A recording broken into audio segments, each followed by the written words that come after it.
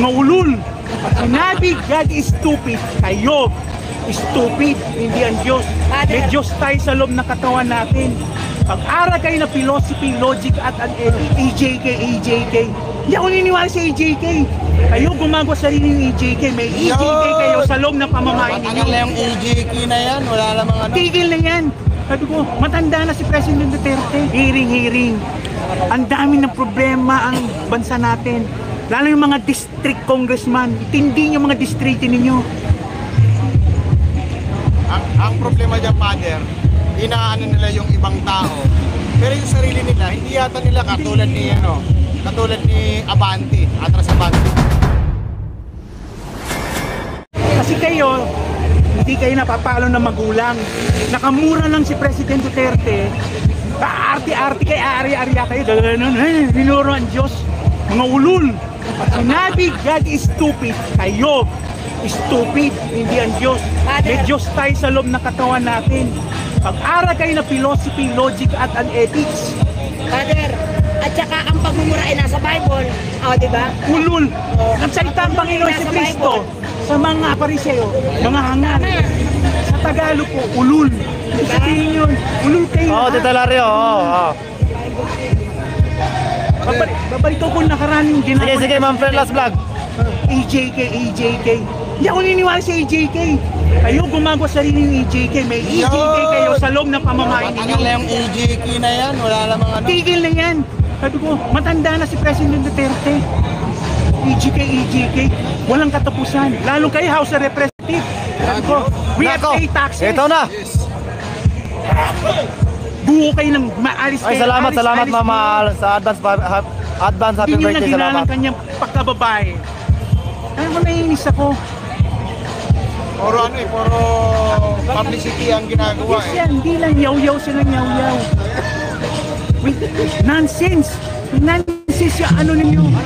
Huwag kayo comment sa akin na ano, puro kayo nonsense. Nameless. Pagtatanggol ko yung mga Friday, Black Friday, every Friday kayo pupunta. Hindi rally tawag yun. Black Friday meeting. Nagmi-meeting sila sa sa bridge. Sir Orlando, magandang hapon. May permit yan. May permit yan kahit kay konsehal, kay barangay chairman. Hindi pupunta ang vlogger dun sa altar ng EDSA shrine. Ipagpermiso sa National Historical Commission. Ano sila, mga ulul tong mga mga vloggers. Nagbabasa sila ulit. Oo, pupunta sila for meeting. Ganun. Baka iisipin nyo, may impeach na si Bongbong. Sabi ko hindi, siya not right time. Pinag-aaralan pa namin mabuti. Parang malis na siya sa palasyo. Sabi nga. Galit na si Father. Meron pa question ka kuya, may sinasabi ka. Ano rin po ano masasabi niyo po sa mga ibang religious organization? Panawagan po ba kayo na para sana makasama natin dito? Hindi, ako explain ko huwag kayo gagamit ng words ng religious organization. Kasi may mga Catholic terms like religious, sample, mga Jesuit, nagpapalakad ng Canadian University. May pare kasi na-comment sa akin na pakiusapan daw, organize siya na palitan term ng words na religious. Kaya meron tayo ecumenical group, yung po yung mga evangelical, tapos mga Protestant, yung Methodist, yan. At tawag naman sa mga Muslim, mga Buddhist, mga Hinduist, kami mo, yan po ay interreligious dialogue. Kasi separate yan. Iba paniniwala ng mga ecumenical kasi Christian community. Iba po yung mga interreligious dialogue, yan po yung non-Christian community. Kasi may sarili, meron po silang religious principle ang mga Buddhist, kung sila pray and peace. Hindi yung sumasama rally mga Buddhist. Pwede sumama yan sa rally ang mga Muslim, kaya lang magpapastig sila. Kaya lang mga, like example, ecumenical, mga evangelical, honestia, yung Roman Catholic, na na sila na nakasanay sila yung time ni ano ni Jaime Cardinal si impeach si tatay, sa impeach si Erap, ganun. Iba po kasi mga ugali ng mga bishop ngayon. Maraming bagong bishop, Catholic bishop group ngayon, bago na, iba, retire na, gano'n. Ito Archbishop, itong Metropolitan Archbishop Manila, si Cardinal Jose Artincula, isa political. Hindi papasok sa mga ano,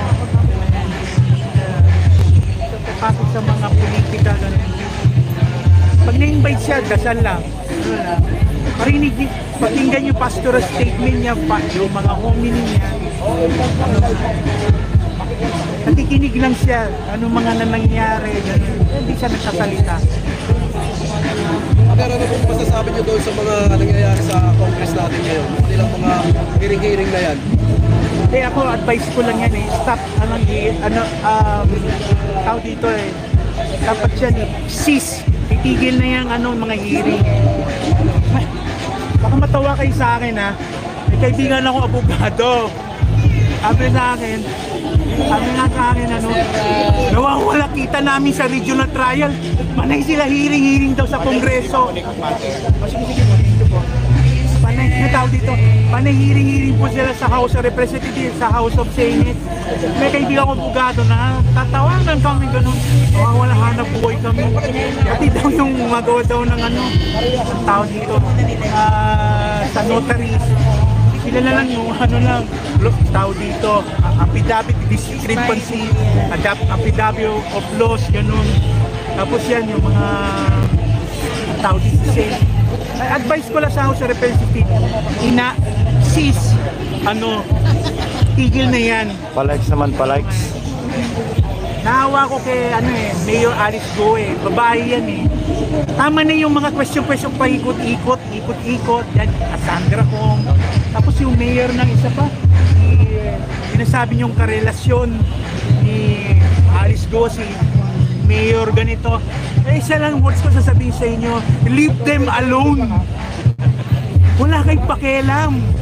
Right, maraming boyfriend, si ganito.